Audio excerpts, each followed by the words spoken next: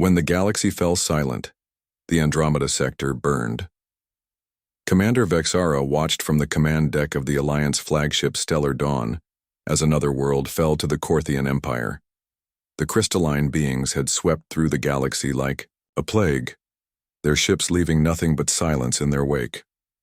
Where once thriving civilizations had flourished, now only empty husks remained, their populations either enslaved or worse. Status report. Vexara's 4 vocal cords harmonized. In her species' traditional command tone. "Shields at 30%, Commander," replied her tactical officer, a serpentine Yalathi whose scales had dulled with exhaustion. "The Corthian dreadnoughts have us surrounded. Our jump drives are offline." The view screen flickered, showing the imposing silhouette of the Corthian flagship Crystal Throne, its hull, composed entirely of living crystal that could adapt and regenerate, pulsed with malevolent energy. For 3 years, the Galactic Alliance had thrown everything they had against the Corthian advance. For 3 years, they had failed. "All ships, this is Commander Vexara," she broadcast to the remnants of the Alliance fleet. "We've fought with honor. We've stood against tyranny.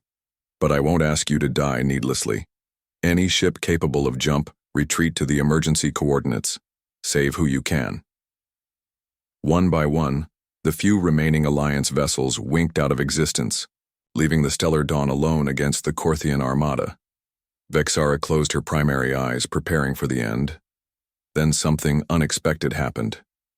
"Commander," the communications officer, a young Zalenti with phosphorescent tentacles, practically vibrated with excitement. "I'm detecting an unknown signal from the outer rim. It's not in our databases. Put it through."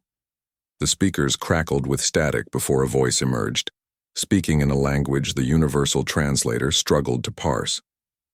After a moment, it adjusted. "This is Captain Chen of the Terran Union vessel Phoenix Rising. We've been monitoring your conflict. Looks like you could use some help." Vexara's secondary eyes snapped open. "Terran Union? We have no record of your species. This is a war zone. You should—" "With respect, Commander," Captain Chen interrupted. "We didn't travel 40,000 light years to run away. We've been watching the Corthians. We know what they've done, and we're here to stop them." The tactical display suddenly populated with new contacts. Ships unlike anything in the Alliance database emerged from subspace, their designs angular and aggressive. Where Alliance vessels emphasized shields and energy weapons, these newcomers bristled with what appeared to be kinetic weaponry and armor, plating. "Captain Chen," Vexara said carefully, "the Corthian Empire has conquered half the galaxy. Their technology is advanced? Yes. Unbeatable? We'll see about that." There was steel in the human's voice. "Commander, we've been preparing for this moment since we detected your first distress signals 3 years ago. Every factory on Earth, Mars, and the colonies has been working overtime. We're not here to negotiate. We're here to win." The Corthian flagship must have detected the new arrivals. Its crystalline hull shifted, weapons arrays focusing on the human fleet. A transmission cut across all channels. "Unknown vessels, this is Overarch Crexa Theta of the Corthian Empire. You will submit to crystallization or be destroyed. There is no alternative." Captain Chen's response was broadcast on all frequencies. "Overarch, this is humanity. We've studied your tactics, we know your weaknesses, and we reject your ultimatum. You want to crystallize something? Crystallize this." The human ships opened fire. What happened next defied everything the galaxy knew about warfare. The humans didn't use the elegant energy beams favored by advanced civilizations.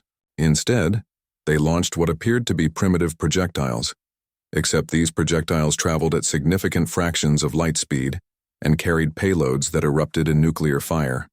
The Corthian shields, designed to deflect energy, weapons, stuttered under the kinetic assault.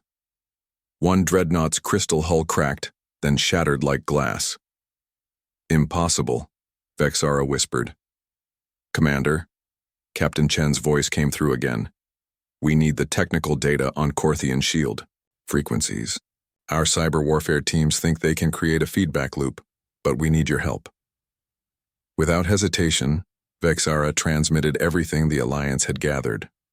On her tactical display, she watched as human vessels moved with precision, firing solutions that seemed to predict Korthian movements before they happened. "You've been planning this," she realized. "For 3 years," Chen confirmed. "While your alliance fought conventionally, we studied, we adapted, we prepared. Humans have a saying, if you want peace, prepare for war. We prepared. The battle raged for hours. For every human ship lost, 3 Korthian vessels fell. The humans fought with a ferocity that shocked even battle-hardened Alliance veterans. When Korthian boarding parties managed to breach human vessels, the invaders found crews who refused to surrender, fighting with projectile weapons and explosives in corridors designed as kill zones. As the Korthian fleet began to falter, "Overarch," Krextheta broadcast one final message. "This is not over. The Empire will—" The transmission cut off as the Crystal Throne exploded, hit by a coordinated strike from 6 human destroyers. In the aftermath, as debris drifted through space, Captain Chen's ship pulled alongside the Stellar Dawn. "Commander Vexara," the human said, "this was just our advance fleet. The main force is 12 hours behind us. We have medical ships, supply vessels, and enough firepower to liberate every world the Korthians have taken." "Why?" Vexara asked. "Why help us? You could have stayed hidden, stayed safe." There was a pause before Chen answered. "Because that's not who we are. On Earth, we have a history of standing up to tyranny. Sometimes we fail, sometimes we succeed, but we always try. And when we learned an entire galaxy was being enslaved, we couldn't just watch." "The alliance is broken," Vexara admitted. "Our fleets are scattered, our worlds occupied. Then we'll help you rebuild," Chen said simply. "But first we have an empire to topple. Will you fight with us?" Vexara looked at her bridge crew, saw hope rekindled in their eyes. "Yes, Captain, we'll fight." As the human fleet prepared to jump to the next system, Vexara asked one more question. "Captain Chen, what makes you think you can succeed where we failed?" The human's response carried a grim smile. "Because we're human, Commander. We're stubborn, we're creative, and we really don't like bullies. The Korthians conquered half the galaxy. They should have conquered it all. Leaving us out there, with time to prepare. That was their first mistake. Their last mistake was thinking crystallization was the worst fate they could offer. They've never seen what humans can do when we're truly angry." The combined fleet jumped into hyperspace, leaving behind the wreckage of the Korthian advance force. Across the galaxy, on occupied worlds, resistance fighters who had lost all hope received a simple message: "Humanity is coming. Hold on." And in the depths of space, the Korthian Empire's remaining forces received their own message, broadcast on all frequencies in perfect Korthian. "You had your chance to rule through fear. Now you'll learn what real fear means. This is humanity. We're coming for you." The war for the galaxy's freedom had taken a new turn. The Korthians had crushed the old order, but they had awakened something far more dangerous. A species that had spent its entire history fighting against impossible odds and winning. The liberation had begun. The final reckoning. 3 months after first contact with humanity, the galaxy had changed. What started as a desperate last stand had transformed into a coordinated liberation campaign, unlike anything in recorded history. Admiral Sarah Martinez stood on the bridge of the human flagship Prometheus, studying the tactical display. Around her, a mixed crew of humans and allied species worked in harmony. The integration had been remarkably smooth. Desperation, it seemed, was an excellent motivator for cooperation. "Admiral," her Yalathi tactical officer reported, "Scout, ships confirm Nexus Prime is heavily fortified. The Korthians have consolidated their remaining forces there. Nexus Prime, the ancient space station that served as the galaxy's neutral meeting ground before the war. Now it was the Korthian Empire's last stronghold, bristling with weapons and shielded by technology that had defeated every conventional assault." "They're making their stand," Martinez mused. She turned to Commander Vexara, who had become her trusted advisor. "What's your assessment?" Vexara's feathers rustled, a sign of deep thought in her species. "Nexus Prime's shields are powered by a quantum singularity. Conventional weapons, even your kinetic strikes won't penetrate them. The Corthians believe they're impregnable. They thought the same about their dreadnoughts, Martinez reminded her. Mr. Chen, status on Operation Trojan? Captain Chen, now commanding the Special Operations Division, appeared on the communication screen. The virus is ready, Admiral, but we need to get it past their firewalls. That means getting someone inside. I'll go, Vexara said immediately. Martinez shook her head. Negative. You're too valuable here. Besides, we have another option. The bridge doors opened, admitting a figure that made everyone pause. It was a Corthian, or rather, what had once been a Corthian. The crystalline being structure was fractured, clouded, unlike the perfect clarity of its kind. This is Zexnol, Martinez explained. A Corthian who refused the Empire's path. Their people call them fractured. Zexnol has agreed to help us. The fractured's voice resonated like broken glass. My people have lost their way. The crystallization process was meant to preserve knowledge, not enslave minds. I will help you end this madness. The plan was ambitious, even by human standards. While the main fleet engaged Nexus Prime's defenses, a stealth team would infiltrate the station. Their mission: upload a virus that would disable the quantum shields long enough for the human secret weapon to deploy. And what exactly is this secret weapon? Vexara asked during the final briefing. Martinez smiled grimly. Something we hoped we'd never have to use. We call it the Harmony Protocol. The battle began at Oro 600 Galactic Standard Time. Human and Alliance ships emerged from hyperspace in perfect formation, immediately engaging the Corthian defenses. Energy beams and kinetic rounds filled space with deadly light. On the stealth ship Ghost, Captain Chen led the infiltration team. Besides himself and Zexanol, the team included humanity's best cyber warfare specialist, Dr. Amara Singh, and a Zelenti engineer whose tentacles could interface directly with computer systems. Approaching insertion point, the pilot reported. Corthian patrols are focused on the main battle. Take us in, Chen ordered. The Ghost slipped through the chaos like its namesake, using the battle's electromagnetic interference to mask its approach. They docked at a maintenance port that Zexanol had identified, unused since before the war. Inside Nexus Prime, the team moved swiftly. The station's corridors were carved from crystal that hummed with power. Corthian warriors patrolled in formations, their bodies perfect prisms of deadly light. The central core is 3 levels down, Zexanol whispered, their fractured form naturally dampening sound. But the security increases as we descend. They made it past the first checkpoint using Zexanol's residual command codes. The second required Dr. Singh's expertise, her fingers flying over a portable hacking device. But at the third checkpoint, their luck ran out. Halt! A Corthian guard's weapon charged with lethal energy. You are not authorized. Chen's response was immediate. The human weapon, a rail pistol loaded with specialized rounds, fired once. The projectile shattered the guard's crystal structure before they could raise the alarm. Move, Chen ordered.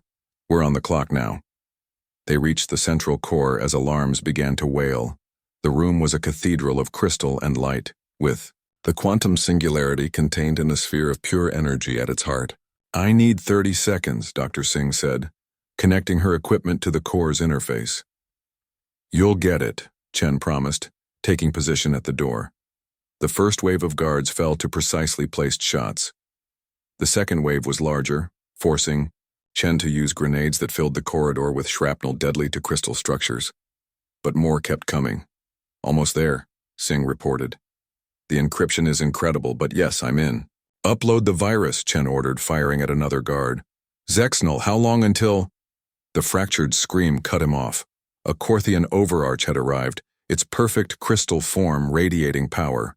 With a gesture, it sent Chen flying into a fractured one, the overarch intoned.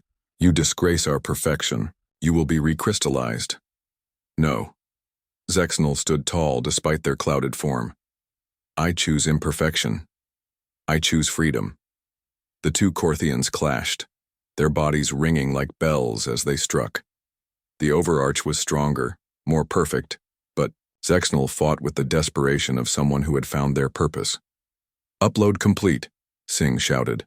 "All ships, this is Chen," the captain broadcast, struggling to his feet. "Virus is uploaded. Execute Harmony Protocol." Outside, Admiral Martinez received the signal. "All ships, clear the strike zone, deploy the Harmony." From the Prometheus's special weapons bay, a small probe launched. It looked unremarkable, almost primitive compared to the advanced technology around it. But as it approached Nexus Prime, its true nature became clear. The probe contained something unprecedented, a quantum harmonizer.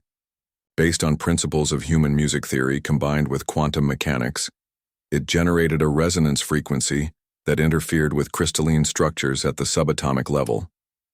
As the virus disabled Nexus Prime's shields, the Harmony Protocol activated. The effect was immediate and devastating. Every Corthian on the station screamed as their perfect crystal bodies began to vibrate. But something unexpected happened. Instead of shattering, they began to change. The resonance wasn't destroying them. It was freeing them. Across Nexus Prime, Corthian warriors dropped their weapons as memories flooded back.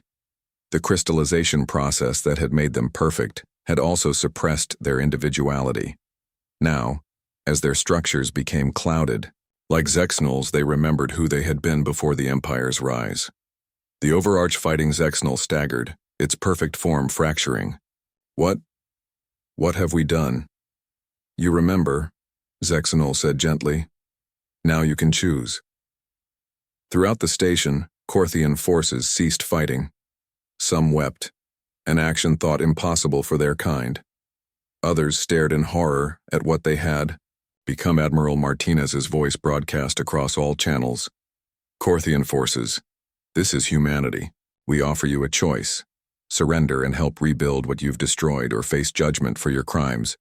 But know this: your era of forced perfection is over." The surrender came within hours, as the Harmony Protocol spread to Corthian ships and installations across the galaxy.